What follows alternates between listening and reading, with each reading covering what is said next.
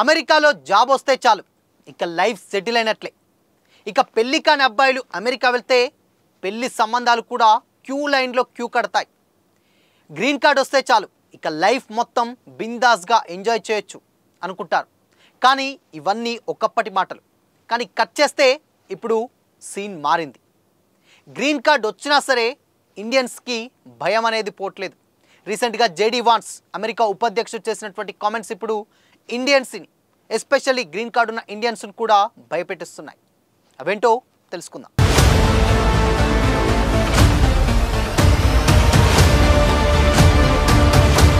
నమస్తే, welcome to Disha TV. Recent టైంలో ఎక్కడ చూసినా కానీ ఒక్కటే న్యూస్ సోషల్ మీడియాలో మనకు వైరల్గా మారుతుంది.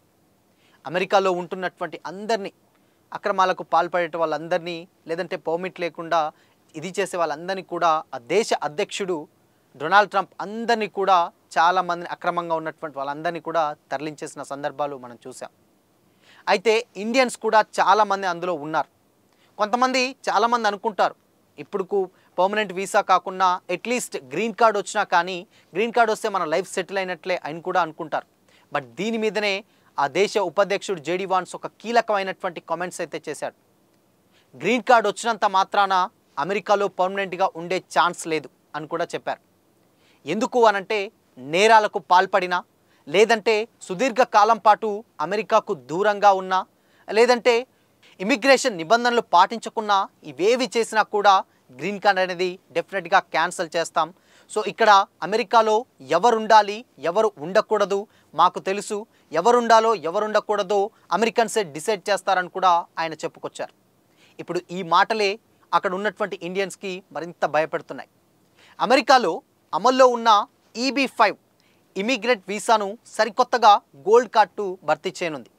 అయితే రీసెంట్గా ఇప్పుడు ఈ గోల్డ్ కార్డ్ అంటే ఏంటంటే, అక్కడ ఉన్నటువంటి బిజినెస్ మ్యాన్స్ ఎవరైతే ఉన్నారో వాళ్ళు ఒకవేళ అక్కడ ఉండాలి అని అనుకుంటే దాదాపు 46,43,00,000 అక్కడ పే చేసి అక్కడ గోల్డ్ కార్డ్ అనేది పొందడం జరుగుతుందన్నమాట.